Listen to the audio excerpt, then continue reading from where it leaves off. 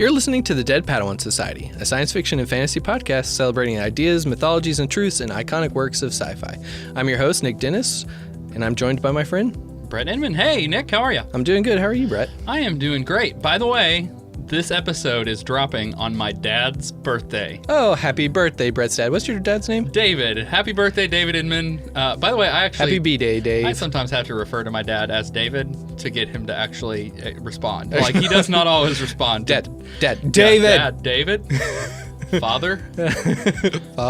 Paternal unit. I don't always, but yeah, so today's my dad's birthday. Happy birthday. Happy birthday, Dad. This episode, we're recording it a little early, but it's dropping right in between Thanksgiving and Christmas. December 3rd. So happy holidays, everyone. The holiday season is here. Yay. Isn't it great? Yeah. And so today we're going to be talking about, it's very appropriate because holidays, you're just getting back from time with family and you're heading into time with family again, most likely. And So today we're just going to talk about families. We're talking about families in sci-fi, fiction. which, families can be awesome and families can also be a little bit draining. Yeah, or Nick, our family's completely irrelevant. Or, non-existent. Yeah. So we'll be talking about that in a little bit. But first, let's get to talking about some of our latest obsessions. What have you been? Yeah, well, we have already talked about things that we're going to be doing on the show into the next year. And so we have some pretty cool things planned. I'm looking forward to our New Year's Eve episode where we're going to just be doing some games. But then the episode that I am the most excited about and have already been doing some preparation on, we are going to do a Star Trek fantasy draft.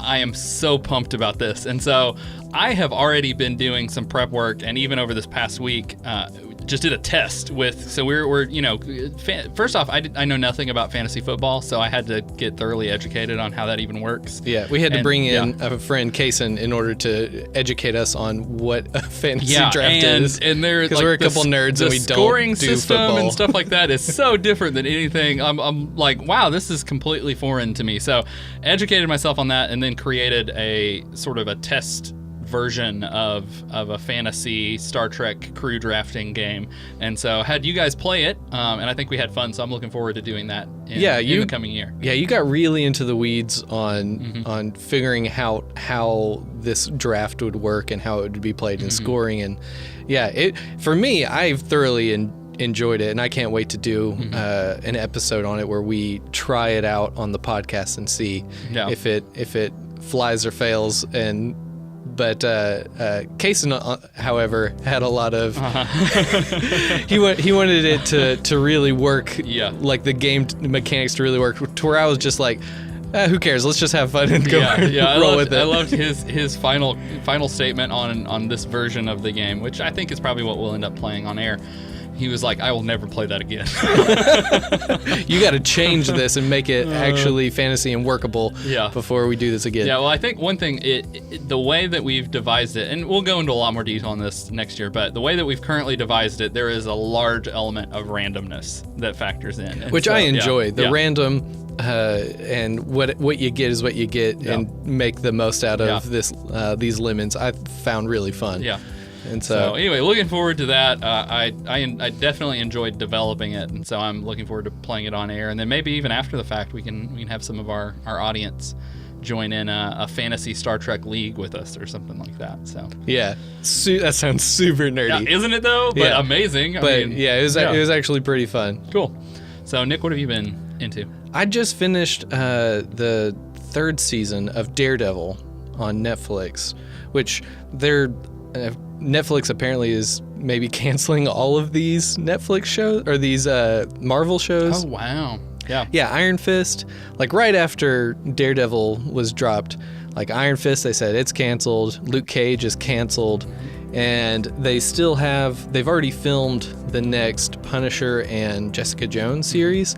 So nothing has been said about those. And I have a feeling, I'm like, oh, great, here it comes. They're all getting canceled. Yeah. Well, you know what happened, right? Thanos snapped. So all those characters, they're gone. They're all just dust. Well, yeah, they'll just get rid of half of the shows and say, it was Thanos' fault. Don't blame us. Yeah, so there's some people saying, that maybe the Luke Cage Iron Fist thing is because they're going to make one show with Heroes for Hire, both of them together. But other people are saying no, it's because Disney Plus they've named it. The streaming service is coming along, and they're just taking everything back and canceling contracts are ending and things like that, which, you know, I hate it because I've enjoyed these shows, and I've really enjoyed the Daredevil. This third season, I haven't done a binge in a little while, and I watched a few of the episodes, and then I just got really invested again and just powered through it and loved it. This is probably the best of the Netflix Marvel shows. The characters are really good. I enjoy the storylines. It's always very intense. The Wilson Fisk, the Kingpin, is always incredible with Vincent D'Onofrio. He is just incredible, and the Charlie Cox, who plays Daredevil as well, is spot on. A great. Both Matt Murdock. It's kind of like, you know, when you get a Superman, you want someone who can also be a really good Clark Kent, Batman with Bruce Wayne. He is a great casting for both Matt Murdock and Daredevil. That's cool. And the whole drawing on Catholicism and his faith. And his struggle with guilt and things like that are very, you know, much a part of of Roman Catholicism is plays into the story and the arcs really well, and it's just another great season. All three are good. It's really nice when a series continues and the quality is kept up. That I don't feel like out of all three of those that there was a dip anywhere. You may prefer one season over the other, enjoy it more, but all of them are at really good quality. So I powered through that really quick because I was like, this is good, and I've enjoyed it. Cool. So this week, since we're talking about families, we don't really have a specific work to emphasize. I think we probably do need to still have our standard spoiler warning as we talk about things. We're going to be talking about different pop culture and sci-fi works, so be prepared for, you know, possible spoil. I don't know that we'll try to keep it mainly a list of things seen and keep it general enough. We won't get into the weeds on spoilers of things happening. Just hopefully talking mostly generalities of these stories. So we're talking about families, and I feel like a good place to start would just be our frame of reference in our family. So I mentioned today is the day the episode drops is my dad's birthday. Perfect timing. I have a pretty standard nuclear family that I come from. So my parents have been married for 40 years-ish now. And so 35, something like that. And I have a younger sister, so I'm the oldest of two children.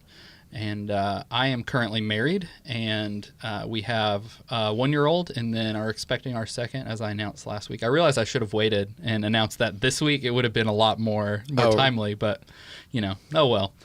So, well, as far as like, as the episodes drop, we're still good there, right? Oh yeah, no, totally. Nothing's getting spoiled there. No, nothing's getting spoiled. People know. Okay, good. But I just realized I'm like, thematically, it would have been way better to announce that we're growing our family on the episode about families instead of Honey, I Shrunk the Kids, which I should have been like, oh, we're selling a child. You know, we're shrinking our family. Right. But put your no. You need to put this podcast over your love for your family. That's true. I really do. Basically what it gets down to. I just you got need too to rearrange excited. your priorities Nick, I got a little too excited. Okay, and I wanted the world to know that we're having another baby. So now the world knows, and I'm just letting them know again. So anyway, tell me about your family. I'm very similar. I have mother, father that are still together, and got 3 sisters apart from myself, and so our families are similar. Like neither of us have broken families or blended families or anything like that.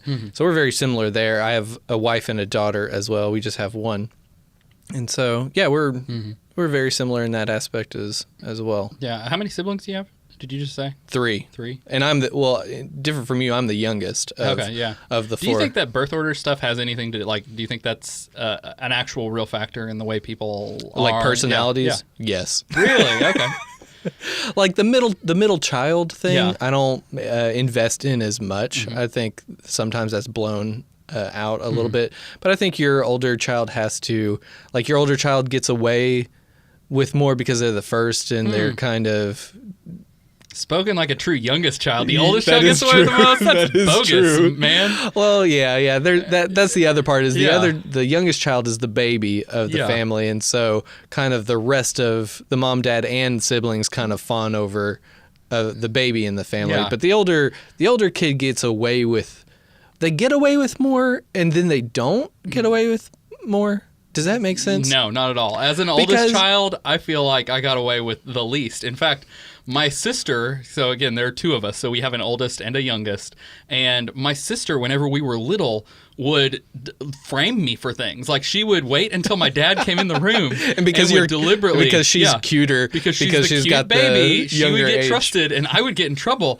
And my mom finally caught on to what was happening and had to tell my dad, hey, you need to be careful whenever you get onto Brett in these situations because it's actually Nicole framing him for things. That's funny. Yeah, she was a diabolical mastermind as a baby. Yeah, she was. It was. I absolutely love her now. I'm really thankful that I have a sibling. I think one thing, like, I can totally get on board with, like, only children are the worst. Right?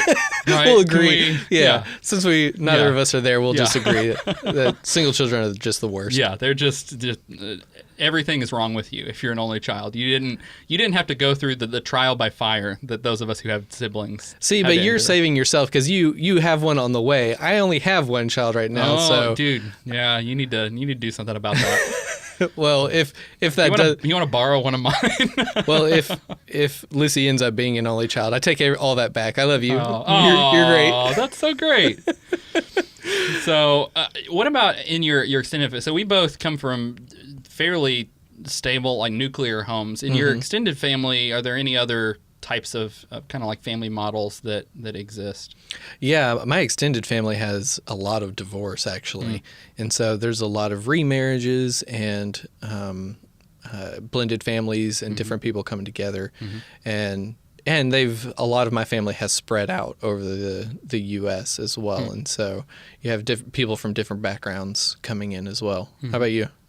Yeah, same story very much. Now, a lot of my, like, aunts and uncles are still in their first marriages and have a pretty similar story, but especially if you get a couple generations back and kind of branch out from there, we represent everything. And there are also, like, large families and small families represented. So my parents had 2 children, but my mom's brother had 4. So, I mean, like, there's a very different dynamic in a 6-member family than there is in a 4-member family. And my uncle, one of my uncles, waited to get married until he was much older, and so they have a different dynamic. So they started having children whenever he was in his, like, 30s, getting close to 40. Yeah, that is different. So, than getting married young and as having opposed to kids young. My grandparents, who I think my grandmother was like 16 whenever they got married and had their first child. So wow. Yeah, so there definitely Times are a lot have of different. changed, Yeah, definitely. Well, and do you have any of those crazy, like, great grandparents who had like 15 children? Because I've got a few of those where. Well, my mom is from a family of 9. Oh wow! And so yeah, they have a big family. My dad, I believe 5 altogether, and so both large. Like, so us having 4 kids was conservative compared to my mom and where my mom and dad came from. So talking about the baby of the family, my dad is he's one of 5 children, and he is 14 or 15 years separated from his closest sibling. Yeah. So he is by far the baby. He has nieces and nephews who are older than him. Yeah, well, I have my oldest sister's 10 years older than me, and that's not a huge difference when you think of the number of kids in the family. But yeah, it is a big gap. Well, and you were like at least in the home together for a while, like that. Yeah. There were some who had, like, his 2 oldest, I think, had already. Yeah. She was in high school when I was in elementary, and so, but yeah, and so we still had years together, and that was good and nice. It's funny when you mention extended families though, because I have a lot of aunts and uncles and a lot of cousins, and I mentioned, like, divorce is it's like a big thing on my mother's side of the family, and we were together for like, all of our family had gotten together, and one of my cousins had recently gotten married, and all of my family was there as well, and so all of us kids have gotten married as well, and they were talking, and one of my aunts was like, "Now, is this y'all's first marriage?" And they're like, "Yeah, it's our first."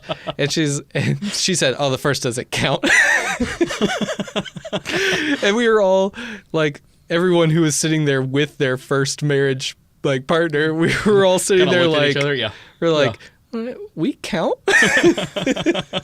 Like, I plan on this working. Yeah.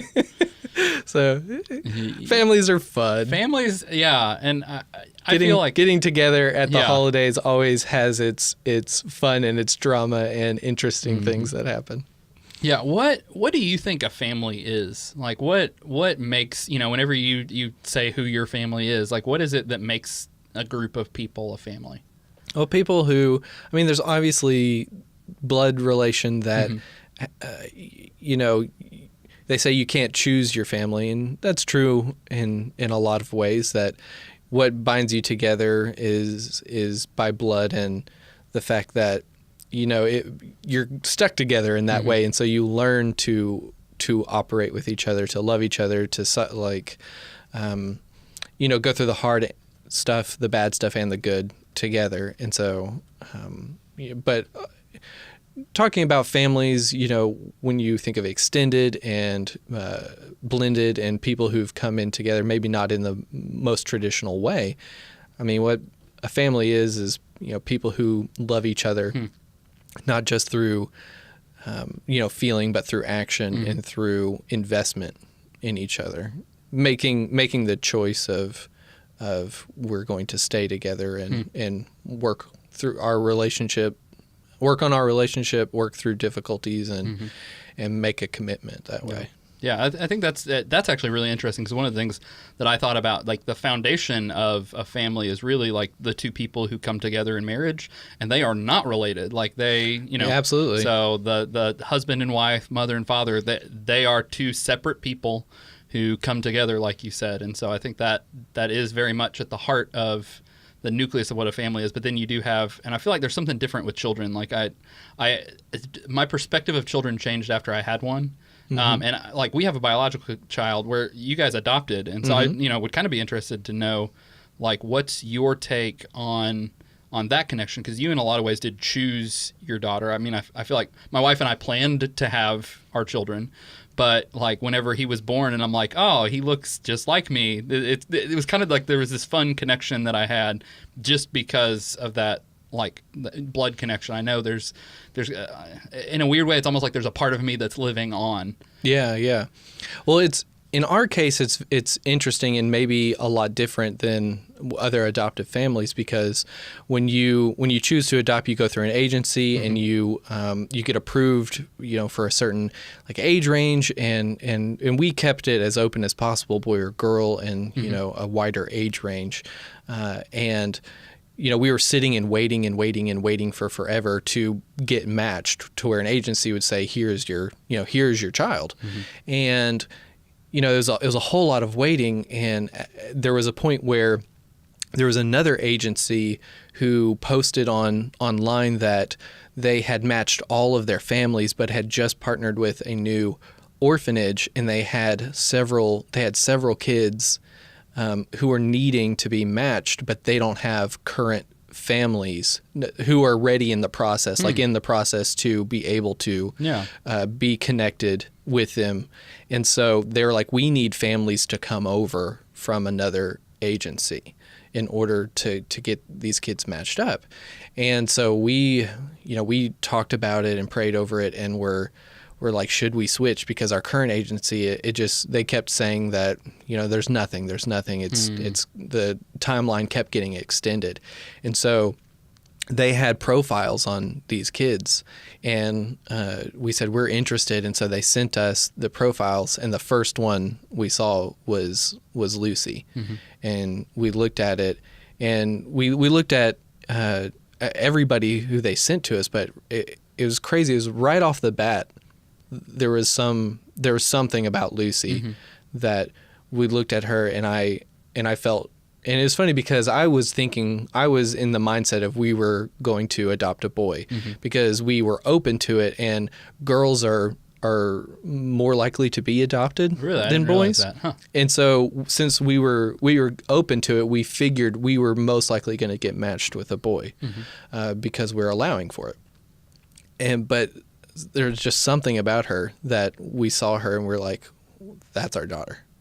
And I can't explain it, what it was, but we had to email back and say, we're interested in this child, has anyone else? And we had decided that if anyone else had already said we want to come on with y'all and adopt her, that we weren't going to do anything about it. We're going to say they feel strongly about her.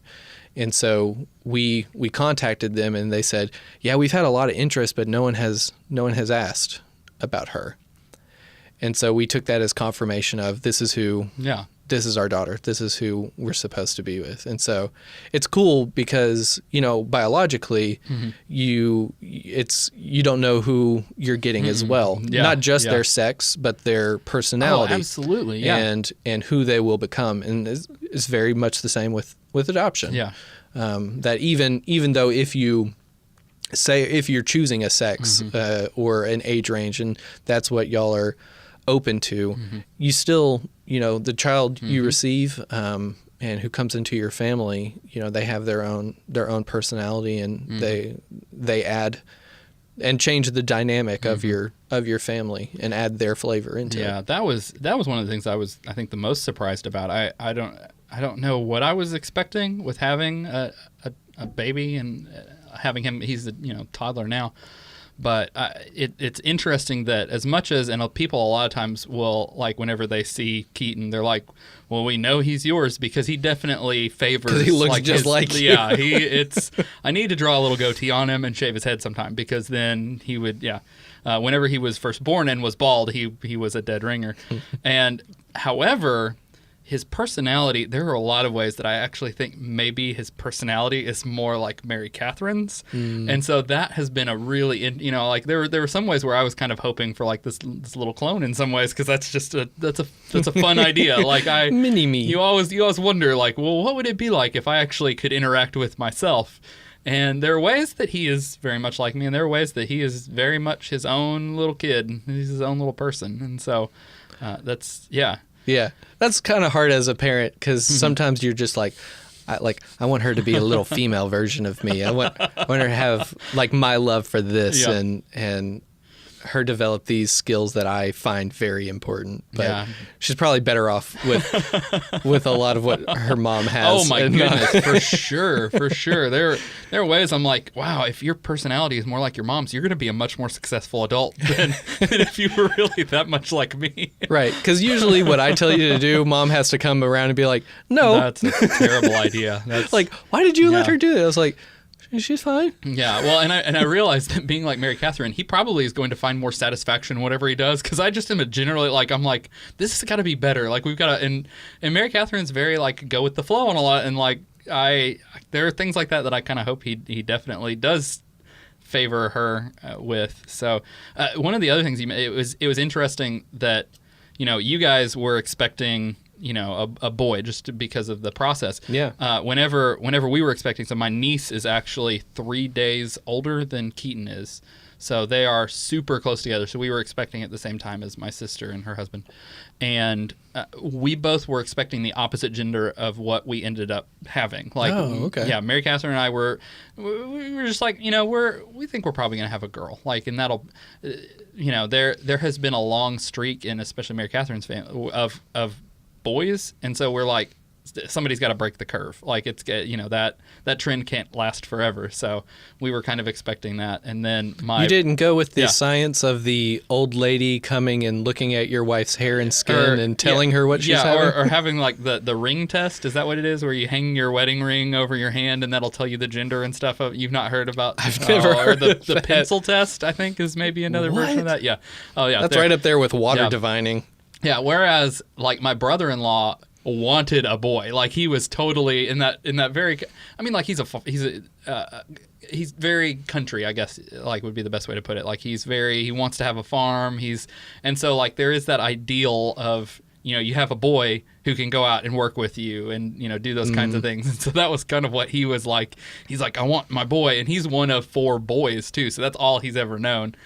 And then they had a girl. So it was very funny that the ways that things went differently than we expected. So, well, it's funny because once again, I grew up, I had all sisters. And so but I was open to whatever gender, and so now we have Lucy, and she's been talking recently about a sibling, and so Mom asked her about it, and she's like, I want a sister, and Lori Beth's like, that would be nice to have a girl, and I'm like. And it was funny because the first child I was like, I'm open to anything, but now I'm like, I want a boy. Well, now that we're expecting and we had a boy, there is part of it that I'm like, it'd be great if we could have a girl and just close out the set. Like we there's the completionist in me that's like, we have you have to have salt and pepper shakers. Oh, absolutely, yeah. 2 salt shakers are fine, I guess, but I want a salt and pepper shaker. well, and even I want the boy girl set. Even for me, there are those things that I realize Mary Catherine is going to want to do, even though she's settled in. She's really liking being a boy mom. There are definitely ways as a baby. I'm a little afraid of the idea of having a girl just because of some of the hygiene and care and stuff. I'm like, I don't know how to do that. That's it's a thing. Girls can get it's a whole thing. All kinds of I'm like I don't want to hurt my child. And a boy, it's super easy. It's you when you're changing their diaper, you can wipe any direction you want. Doesn't matter. It's all good. And so for me though we've enjoyed having a boy, I think there are a lot of things that down the road Mary Catherine would enjoy about having a girl and being able to have that kind of shared experience. And having sisters, there were a lot of the things that she did with her sisters that I think she will want to be able to also share with a daughter that we may so or basically have. we have the dice in our hands and we're saying, come on, girl, for well, Brett and we have Catherine. talked we've talked if we have another boy, we probably will try to have a girl. We initially we were hopeful for a girl, so that was you'll be that family with 6 boys, 7 boys, and you're and still like, do we try this again? I think we have a hard limit of maybe 4. Well, and here's my thing though. Once you get to that point, I don't know that I want a girl who is the youngest of 7 boys. That would be she would be so spoiled. That would just be yeah. That'd be worse than having an only child, and that would be really bad. Well, then if you got 7 older brothers, then you don't have to worry so much about boyfriend coming in too early. Yeah, of course, by that point, I'll be 50, 60, so... You'll have pretty much given up on everything by then. I will be too blind to even care. Now, I do think one of the things that I've felt more connected to Keaton with, and it sounds like maybe this is true with you, part of what I think has knit our family together is the investment that we have in one another. If it were just that we were biologically connected, or Mary Catherine, it was just that we had a child, that's a thing, but that we've continually invested in each other's lives. I feel like that's where a lot of our connection comes in. What's your thought about that? Well, yeah, the experience, a lot of family is going through the same experience, going through just mundane life together, but just taking times to, like you said, be intentional, invest and get to know each other's personalities and take kind of focus time, but also again, just being around each other and enjoying life together and going through life together when you have similar experiences. Now growing up like you and your sibling, me and my siblings, a lot of times we, can laugh and reflect about certain times in the past that are forever there, no matter moving forward what experiences come. Oh yeah, and because you still there are have definitely those things you times. relate about too, when absolutely, when some parent does something crazy and you're like, they've always been crazy in this way. Yeah, right, yeah, you can immediately draw on. You can commiserate about yeah, it's always been that way. Yeah. Families are good for that. Yeah, absolutely. So when you think of families in science fiction, who are the families that jump to mind for you? Well, the first immediately is the Robinsons, Lost in Space. Have you actually seen the original series Lost in Space? Or are you familiar with it more from later iterations? I'm probably more familiar with. I just watched the new series, and so I'm familiar with it because it's the freshest. I watched the movie many times as a kid. I really enjoyed that movie. I don't know if it holds up. I haven't seen it in a while. But I also... Lost in Space was one of those TV Land So you have seen, okay. Yeah. But it was just in a mix with the other TV land, like I Love Lucy and Gilligan's Island and all of those kind of mixed into a rotation of reruns. It was kind of a sci-fi sitcom. Yeah, really. It really was. Yeah. It was very much like Gilligan's Island. Yeah. Instead of being stuck on an island, you're stuck on a planet in outer space. And so, but when I think family, that's immediately what I think of, because they're kind of like the first space family. Yeah. See, for me, it's the Jetsons, and it's probably because I was introduced to them at, like, that's the earliest sci-fi family that I was introduced to. They're the first, like, future family. Yeah. And I can't remember a time without, like, the Jetsons and the Flintstones. So, they were airing on Cartoon Network or whatever at the time. Back whenever Cartoon Network actually would play what, I guess, is it Boomerang is the network now that does they all those old, like, Hanna-Barbera cartoons. And so, it was something that my parents had seen, whenever they were little, and they've passed that along. And so whenever they saw that, the Jetsons is on, let's watch the Jetsons.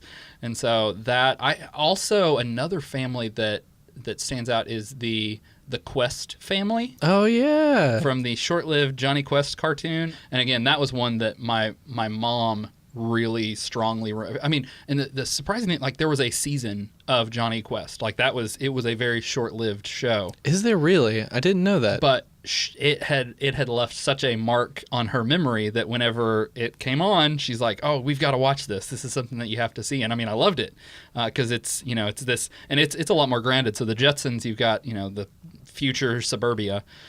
But with Johnny Quest, you have basically things that are happening today. It's sort of like if you took the magazine Popular Science or Popular Mechanics, and you took those sort of ideas of, like, what could we maybe have in a year or two, and that's what this super advanced kind of family, Dr. Quest is inventing these things. So he's right on the fringe of what's possible, and then they're interacting with and dealing with situations that arise out of science and technology. So it's funny, it seems like every week we talk about something and I say, "Oh, they're rebooting that." I just saw yesterday that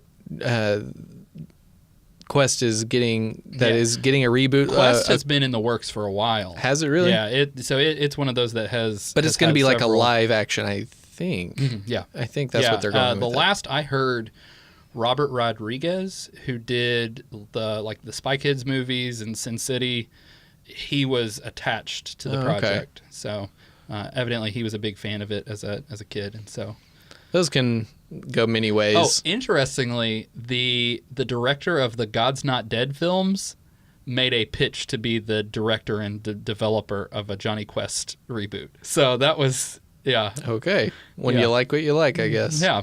So. Well, if you're passionate about it, I guess maybe you can make something good. Are there any other, what are some more obscure families that you think of in science fiction? Ooh, more obscure. Yeah. Oh, okay. I did think of this when I was thinking about different families. One of the big ones, it's not obscure, but it's more recent. Yeah. And I don't think we think about it, but Planet of the Apes. The Planet of the Apes, the new movies. Yeah. Okay. So not the originals, but these new movies are very family focused on when you think of Caesar, who's your main character. The first movie is him being adopted by a human family and growing in connection with them, and like the heartbreak of like the scientist's father and then the world falling apart and those breaking down. And then Caesar in the next movie finds his family within the apes community, and he even starts a family and has a son. And then into the third movie, there's actually a lot about their family and community together. Well, but we don't think about that a lot because they're apes and not human characters. Well, that even goes into the precursor Apes series. The original one from the 60s also has some definite family connections. I mean, when Charlton Heston's character ends up crashed on this planet, he takes refuge in the home of a couple of chimpanzees. So what if you could choose a family in sci-fi to be a part of yourself, who would you want to be? Like, what family would you want to join if you could choose a sci-fi family? Oh, that's easy.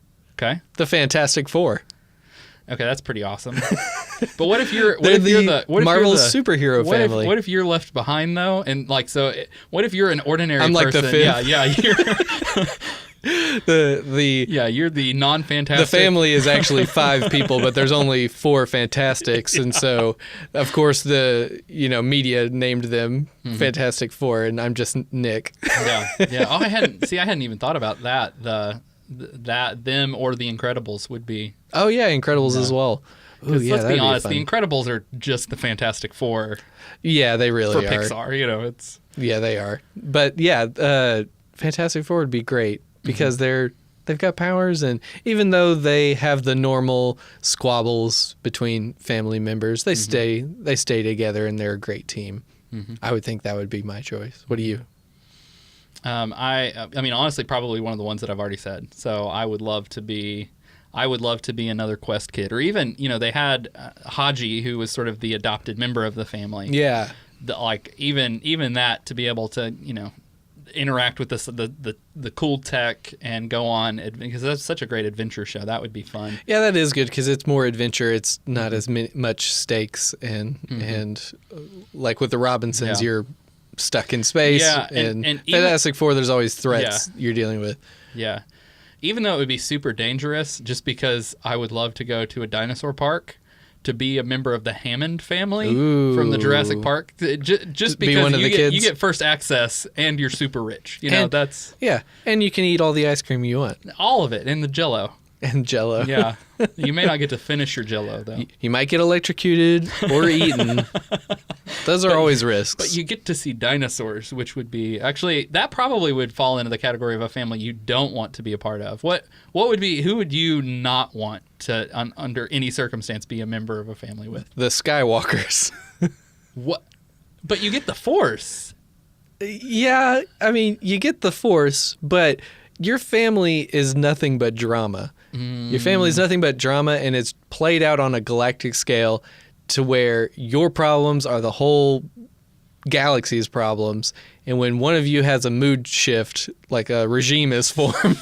Oh, that's a good point. Yeah. when the bad apple of the family has the Force and they decide to go fully evil and cause all kinds of problems, and then you have to deal with it. Yeah, that's not a family I want to be a part of. Oh, that's a very strong point that you make case against the Skywalkers. Yeah. Any other family, I could still have the Force. Yeah, there's other people with the Force, but not the Skywalkers. It's just... Yeah, it's just drama and mayhem all the time with those guys. Yeah, that'd be a rough Thanksgiving to go to, You have people choking people out. And... Yeah, there's a lot of nuance there as well. As Grandpa was evil, but he turned good at the end.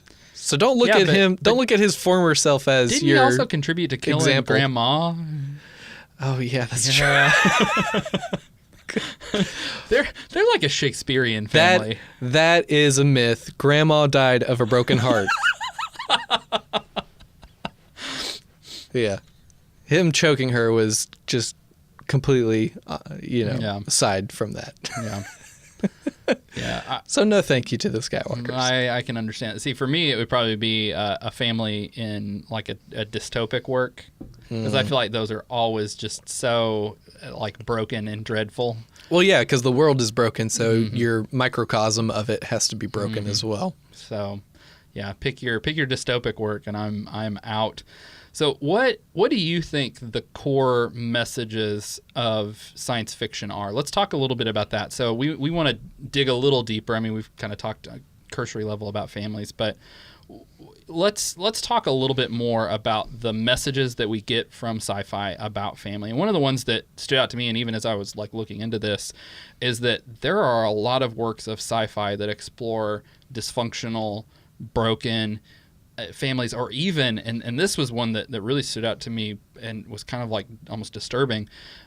There are some works of sci-fi where either the family is not present at all, it's completely irrelevant, or it has been so drastically re-envisioned and reshaped that it's not even relevant. Where do you see that theme? Well, I tried to I was like, well, what families? At first, I was like, I just need to think of properties that families are in, and so I went through, your iconic ones and smaller ones as well, and just thought, is there a family in this? And so I started seeing a pattern of, in sci-fi, it's either the family is irrelevant, that it's not even a thing in this story, or it's super relevant. Yeah, that it's either very intricate to the story and the characters and what the whole message of the story is, or it's not in the message at all. It's just it's not there. And so I feel it's either, a lot of times it's one of those two extremes. And I found almost like 3 categories within sci-fi that families fall into, which is more hard sci-fi focused, where the family is irrelevant, that in this future we're kind of beyond that, and we're just focusing on humanity basically and its evolution, not so much personal people. Wow, it is so interesting that you make that connection, because I hadn't connected it along those lines. I did notice, and so for instance, one that really stood out to me, like Robert Heinlein, some of his works, like the family is so dramatically reshapen that you can't even call it the family. There were ideas that he had, and I think he even points where, like, Gene Roddenberry and his vision, like, there isn't a traditional family. Men are welcome to philander, and so are women, and it's it's just a kind of I found that with Star Trek. It's kind of just like everything shifts around and is more fluid, and that's fine. That's just kind of what this future is. Another one I've thought, so I was thinking pretty much things fall into these three categories for me. There might be others that I'm not thinking of. So you've got like your hard sci-fi that, like, it's not family focused at all. It's just completely irrelevant. Then you have a lot of sci-fi that is action hero focused, and so it's very singular. It's not on family either. It's very singular on this person. And that actually, like original Trek, that actually may be more the category that fits into, where because it is Kirk focused is on mainly on Kirk. His trek around the stars. Well, you think like Flash Gordon, you think a lot of pulp stuff, that it really is like very central hero focused. And even in new movies like Minority Report or something like that, you've got your action hero in Tom Cruise. It's in sci-fi world, but there's just no family. It's very focused on a single person. Like, so either no family at all, single person hero, or it's deeply family focused. That the third one is that it's really about interpersonal relationships and how they deal with this fantastical situation or new era of humanity, or whatever's happening, whatever fictional crazy situation is dropped into, and it's like, how do these relationships work? And so but that's sci-fi as well, kind of more clinically focused or more personal focused. For me, there definitely is a tendency, and I think especially in harder works of sci-fi, there's that science fiction sometimes has a very like humanistic bent to it. And so I think you see, and not just in Christian religion. I mean, I know it's easy for you and I, because of our background, to kind of focus there, but in any organized religion, the family is a lot of times at the very core of that. The family is where you start your religious practices. And so absolutely, like Eastern, if you think like Buddhism and stuff, it's very and Shinto and all of that is very focused on family in the tradition of it. And there's a lot of pressure, from families when it comes to passing that religion down. Same thing with Islam. Islam is huge on focusing on family and the hierarchy within.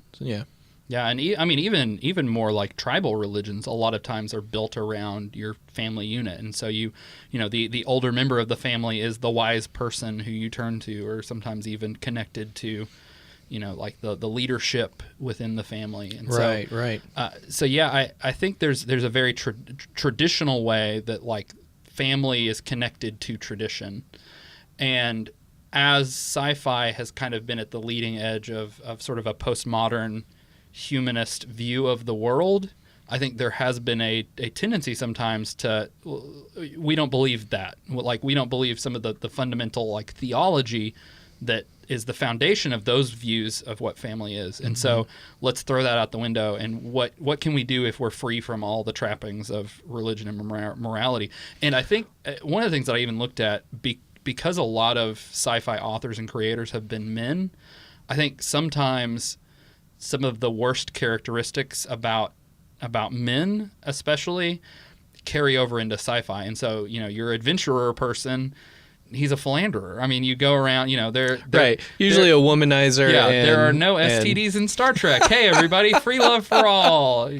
Yeah, not a problem anymore. Well, it's funny because you mentioned tradition, and futuristic thinking is a lot of times is trying to break from tradition. And so if tradition is a big core of what makes a family and a part of what you grow up with, thinking to the future, and a lot of that is trying to break away from what we know to come into something completely different. And so if you're trying to break from that, you're trying to break through all the things as well that it ties into. And so, it can be really easy to make family irrelevant or just not as important as what it is. Yeah, well, and I mentioned Heinlein. There are a lot of really almost scary things that we would react against in his work. And, of course, defenders of his work would say he's not advocating for the things that he's writing about. It's just like sensationalism or something. But and there's some ideas like incest and pedophilia and things like that the idea is, well, if we've thrown out morality, then why can't these two people have a physical relationship? And there are other authors too in the sci-fi space that sci-fi is about exploration a lot of times, and in the same way that it explores the possibilities of technology, there are some authors who have explored some of the fringes of what a family could be. Yeah, because it being an exploratory field, it means getting away from what is normal. The mundane of regular life, and sometimes the mundane of regular life is there for a reason because we've realized that's what it should be. Yeah. So we're used to it, but doesn't mean it's bad. Yeah. Now we've also, even in some of the works that we've looked at, we've seen some examples of families that have brokenness. So there's. If family isn't just irrelevant, a lot of times, like what you said before, dystopian fiction, it doesn't even have to be dystopian for there to be family drama and there to be broken families. I wrote down a few examples that I thought of. Star Wars, obviously, we've already talked about that. Metropolis, we talked about it. It's a family drama. Oh, totally. Yeah. Frederson and his son can't get their work out their differences, and that is played out on the city level. Yo, Frederson, get your parenting act together. Right. Be a good dad. Moon, we've talked about Moon, where his family, Sam's family, is kind of broken. The whole reason he went to space, the original Sam went to space. Because he was having marital problems, and they needed a break from each other. Back to the Future, family drama. Guy trying to make sure that his family stays together and doesn't disappear. Interstellar is very much focused on, I forget what's McConaughey's name in that. I don't know. I just know he says Murph a lot. Yeah, everyone knows Murph because he says it. But E.T., family drama, broken family, Close Encounters. Man, talk about that. That's getting into, is that saying family is irrelevant? Because he straight up leaves his family and doesn't think a second thing about it. Wow. Yeah. Richard Dreyfuss, he's like having all these family problems because his brain is messed up, and then he just takes off with the aliens and doesn't. They never go back to the family in that movie. Like the stakes there just kind of disappear. Oh, it's very interesting. Yeah, I don't know what message that's saying right there. Signs is a family drama, heartache coming from that. Honey, I Shrunk the Kids, family drama.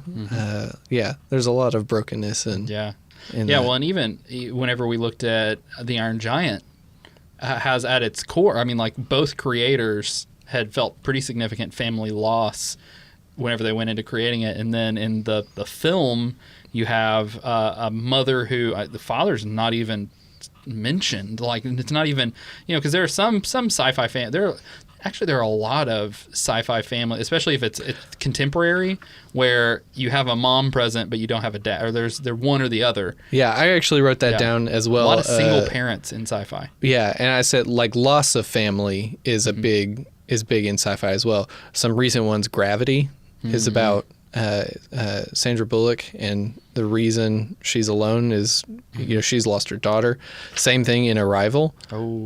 Same case there. Avatar, you have the main character. Yeah, the only reason he's in space is because his brother died. His twin brother, he's lost him, and so it opened this opportunity for him to go on this mission. AI, that movie is about a boy trying to find family. He's lost the family that he was with, and so he's trying to find it everywhere and get back to it. Yeah, and Iron Giant is a lot about lost as well. Yeah. Or loss in family. So in some ways, I think you can step away from science fiction and get almost a bleaker picture of the family sometimes. Like there are definitely works that are like that. However, I feel like there actually are some more optimistic approaches. And one of those, whenever we were initially talking about this, was the idea that family isn't necessarily just who you're born with, but family can also be who you find. Yeah, there's another big one in science fiction is surrogate families. People who do not have blood relation. They're a mishmash of different people, but because of the circumstance they're in, they come together and they find family, or at least just a tight-knit group that functions a lot like a family, either because of the roles that they have or what they're trying to accomplish or some feat that they're getting over that helps them bond together. Common bond over blood.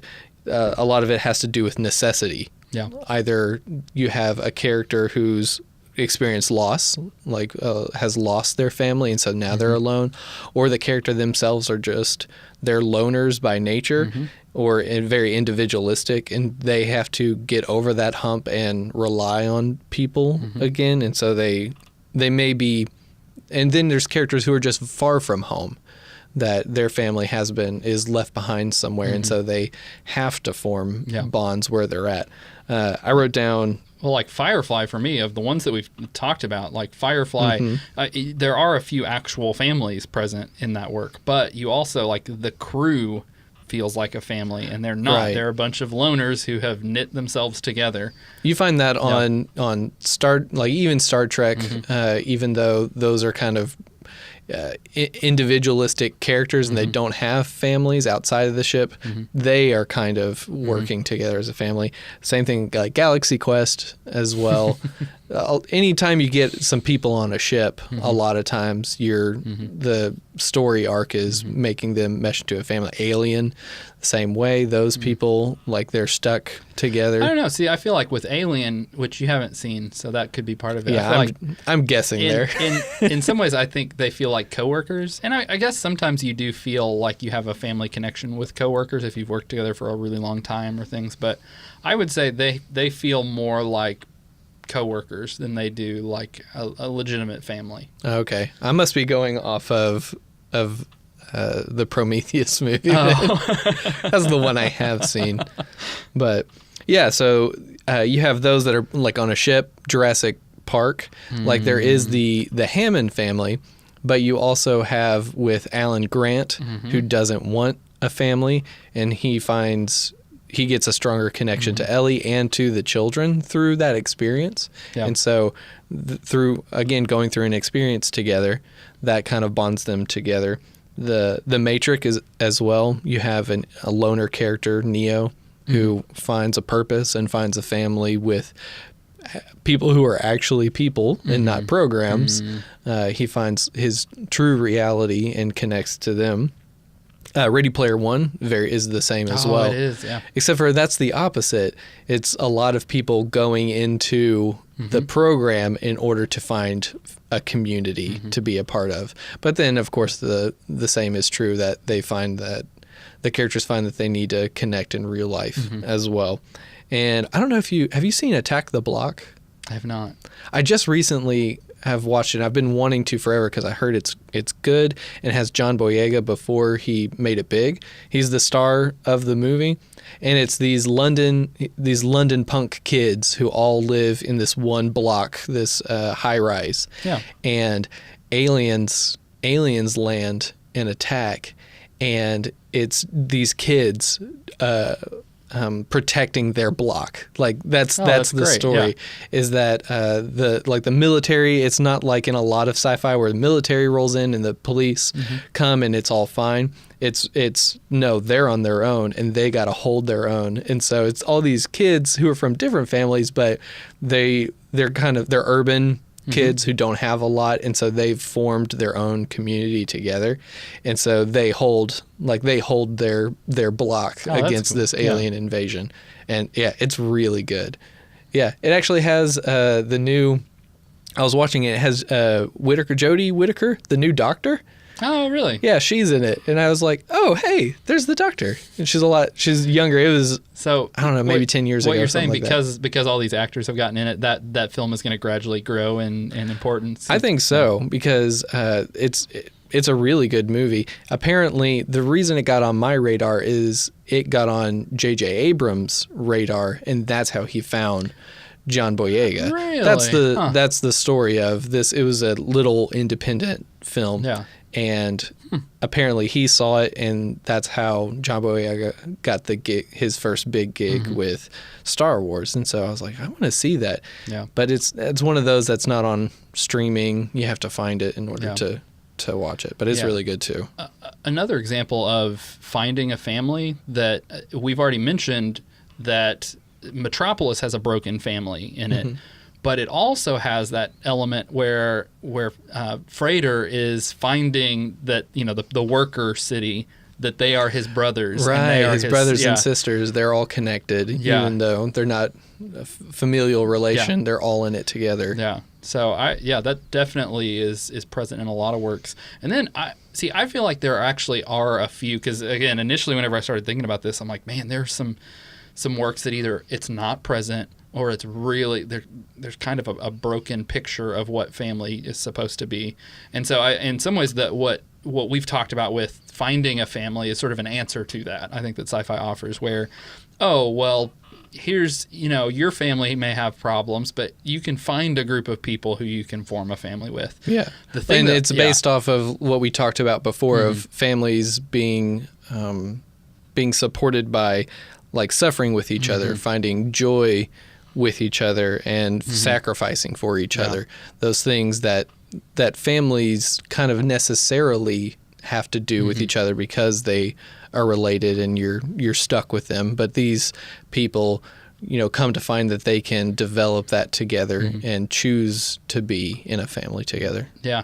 I was glad, though, to discover that there are some works that actually do support kind of a traditional family, and actually, if anything, say it's important. As I was looking for quotes for this episode, I'm like, I've got to find somebody connected to sci-fi who says something about family. And it was tough, because again, a lot of your headier, hard sci-fi authors, people either have nothing to say or have something negative to say about traditional roles and families and things. And so finally I was able to find somebody under the umbrella of sci-fi, Michael J. Fox, who was in a work about family, said that family is not an important thing, it's everything. So to me, I think there are a lot of works that actually say, no, your family is really extremely important, and even potentially the messed up, broken family that you're with, those people are important. And I think I'm glad to see that that's present in sci-fi too. Yeah, and I was actually, when I did that thing where I was going through different films to see if there are families, I started picking them out, and I found that there's even a subgenre of sci-fi that deals specifically with fighting for family. That a lot of, and even recent ones like The Hunger Games, is Katniss trying to fight for her sister in order to protect her. That's the whole premise of those that's true, yeah. those books and films. Quiet Place recently, that's like completely focused on family of what would I do. It's played out in a sci-fi way, but it's a dad trying to protect his family and what he would do and lay down his life and do whatever he can in order to save his family. War of the Worlds, the Spielberg version of it, is focused on a family and a dad trying to save them. Inception, father trying to get back to his family and save them. Children of Men, even though there's only there's broken family with the main character and his ex-wife, but then you have Key and her daughter, and so there's family there, and it's trying to save that family in order to save the world. And so that message right there is very hopeful of save the family, save the world. And one more. I think I've mentioned this to you before, and I rewatched it recently because it came back on my radar. Have you seen Midnight Special? I have not. Okay, so that is Michael Shannon. Yeah. And his child, his son, has developed powers. And he is on the run because they were a part of a cult who looked at his son as their messiah. And then they're on the run from the federal government who, weird things are happening and they're trying to figure out what's going on here. So they're trying to find the kid as well. And so it's him and a friend who are on the run with his child. And there's like an Amber Alert out because they're looking at, they're treating him like a fugitive, like almost like a kid stealer. And it's very good. And it's very focused on saving, him trying to fight for his family. Yeah. And yeah, it's a really good movie. Well, for me, even the Robinsons, and especially one of the things that I really liked about the updated, the new reboot that Netflix did, the times when it's just the family, in my opinion, were the best parts of that series. Their interpersonal relationships and them diving into that are really good. And we've made fun of the new Lost in Space together a little bit because we joke about how it's basically Lost in space. But, the formula works in some ways and not in others, but the family in that really does work. Yeah, so spoiler alert, at the end of the series, they do set up for a second season that would just be focused primarily on the Robinson family. And so that actually has me really hopeful and excited about seeing where they're able to take the series. Yeah. Because for me, that was the strength of the show, was showing how this family were able, despite, again, they're a family that have a lot of dysfunction, but they basically support each other and come together in the ways that they support each other. Everybody is important in that family. Yeah, and I like that too because that is blending the sci-fi element of every person, kind of the futuristic, every person needs to be an important, productive person in society. That's very humanistic. So every person on that crew and in that family has a role to play. They're there for a reason. It's not just your mom and dad are scientists and experts, and so bring the kids along. Like, no, they have to pull their weight as well. And that's a story point with one of them specifically not meeting the challenge.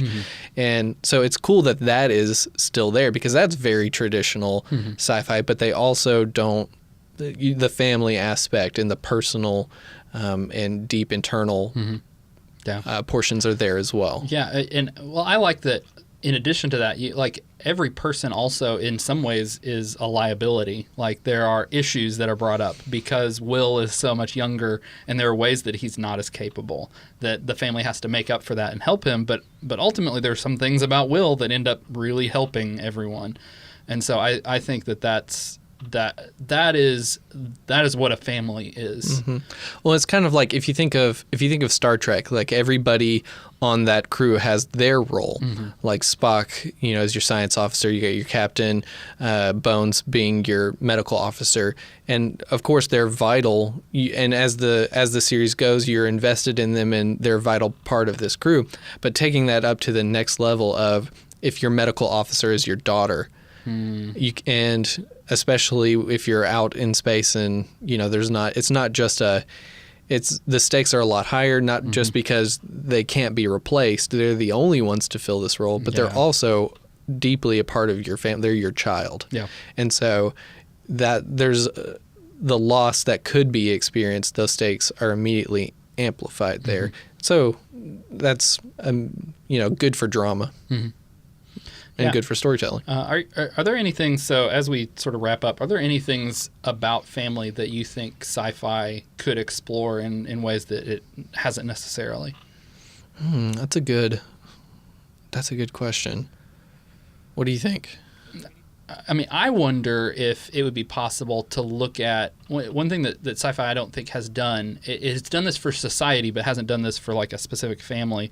Is seeing over generations or over centuries, like how does a family evolve and change or adapt, or as technology grows, how does the family grow along with it? And I feel like you've got like the time machine, which does that for society. How over the course of millennia will society change because of that, but it doesn't necessarily follow a specific family. Like I'm trying to think of examples. That would be a unique take, because obviously with time travel, a lot of it is the spectacle of what's changed and what's different. But if you focused it on a lineage of family and seeing where they are now. I mean, I guess you kind of have that with Star Wars a little bit. Like now that we have a few generations of Skywalkers, but I don't know that it wasn't intentionally planned that way to show. Right. It's not. Yeah. It's not so connected between the trilogies that those. I mean, themes are showing up. Yeah.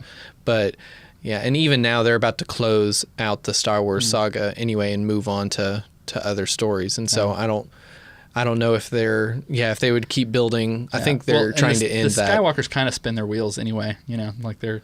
Right, you get a bad one or a really good one. It's one or the other.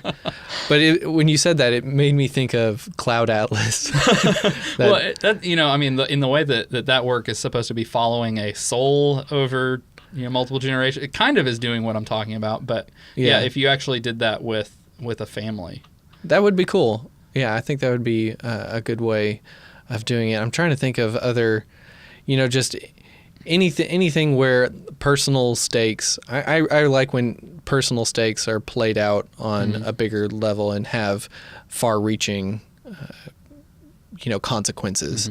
And so, but that has been done. But in any way you can do that uniquely, I'm up for. Or taking a different concept other than just, because we said before, a lot of times that plays into dystopias where brokenness comes from. But any time you can do that in a different way. I mentioned Inception before. That's a fun way of going through his reliving his heartache of his wife because she's a ghost that keeps showing up in his dreams. But then in the sci-fi elements of going into those dreams, that's a really cool way of talking about family. One other thing that I think would be interesting is technology right now is potentially giving us a way to be able to look back at our lives in ways that nobody else ever has. And Black Mirror has kind of dealt with this a little bit where, what if every moment of your life were recorded? But a lot of times, like Black Mirror takes that in a very dark direction. Right. They take it to its worst. Yeah.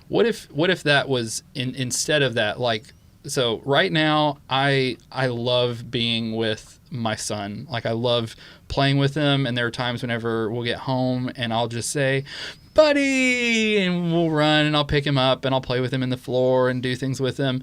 And what if, hypothetically, a few years from now, I take a different job and life gets really hard and hectic and I'm not as present then as I am now. And he won't remember me from right now. Like he's not going to have a firm memory. And so what if he remembers me as workaholic dad instead of dad who absolutely loved me? But then because, phones are monitoring every conversation we have, he later on is able to find a moment from, a birthday or something from way back before he can remember, and it completely recontextualizes everything in his relationship. I think that'd be an interesting story too. That would be really interesting of what you thought about how you grew up. You're seeing it from a very different perspective and you're learning things. Yeah. And that's always good drama and storytelling. It's kind of what like Back to the Future sort of did that by actually having the character travel back in time. We live in a point right now where technology is able to create a time capsule of every moment, even mundane moments that we would not have been recording before. Well, along those same lines, I was listening to a tech podcast like a long while back, and it was two ladies on there talking about social media specifically, and they were talking about it in terms of their children.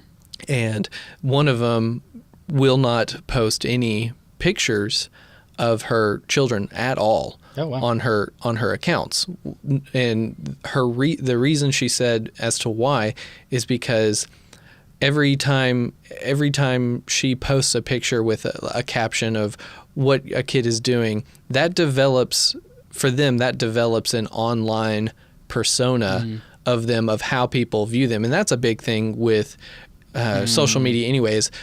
Your online self may not be your true self. Like what you put out there is like happy and joyful and this is the person I am, may not really be reality. And so she was talking about how if I'm always posting this about my kid and this is the public perception of who they are, how much will in the future public hold them to that perspective, and how much will they be allowed to change and be different, or how much will they be like held to that online standard, and they don't have, because of parents doing it, they don't really have a say in it right now. And that was pretty convicting, because I love to share pictures of my kid and be like, look how awesome she is, look how pretty she is, and look how like much she is enjoying her life and us together. Like you want to share, like there's something in you that you want to share, but before it was just in photo albums in your house. And so when people came over, you could share those, and your kid could begrudgingly be like, put those away. Like I don't want them seeing my, naked butt in the bathtub when I was a baby. But all of that is public for a lot of times is public for so many people to see. And so that would be for good drama. Like what if you followed a character who almost became like a lifestyle person based on their parents putting them in the public eye, and they've developed this, and then they get to a point where they don't want to be that person that everyone wants them to be. Kind of like in Children of Men with Baby Diego. Yeah, Baby Diego. or anybody who has gotten into the public eye and then hated that attention that they've gotten. That'd be.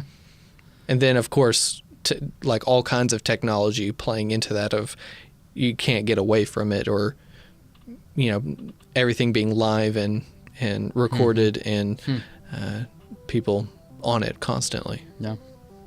Well, as fun as it's been to hang out with you, I actually want to get back to my family. So, Nick, what are we looking forward to in the next episode? Well, as we're quickly approaching Christmas, we're going to be having a holiday-focused episode, and for this Christmas, we are going to be looking at Doctor Who.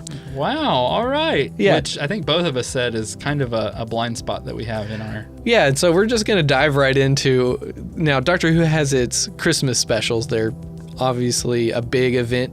When they have them, they don't have them every year, but they're usually a big event. They have a lot of people go to movie theaters to watch them.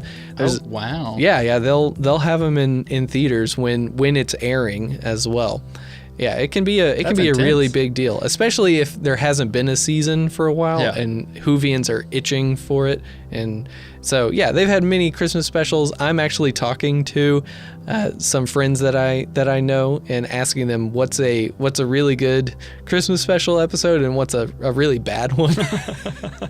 and I'll get some responses for them, and then we'll jump in. I've seen some of Doctor Who. I have seen a couple Christmas specials. I don't think I've seen any Doctor Who Christmas specials. So okay, I've seen a couple in the past. There's a lot now. I think there's like maybe 12 or so of them. There's quite a few. Wow. And we should have planned on like the 12 Who's of Christmas or something. We really missed out on. I'm sure there's a list somewhere that people can find. But yeah, we're gonna tackle maybe a really good one and a really bad one. Awesome. And see two guys outside perspectives who are not well versed in. Yeah. So what you're saying is Doctor Who. Whovians may actually want to check out on this episode because we're going to just butcher their fandom. Or tune in so that you can hate on it. Oh, there you go. There you go. Either way is fine. As always, thank you for joining us on the Dead Padawan Society. We appreciate your support and your feedback. It's been great even to talk to a few people who have listened in real space. So thank you guys so much for listening. Be sure to leave a comment on social media or one of our other platforms. And shoot us an email if you want at deadpadawanssociety@gmail.com. We would love to hear from you. Yeah. Tell us who your favorite sci-fi family is and who's just the worst. All right. Well, may the force be with you. And live long and prosper.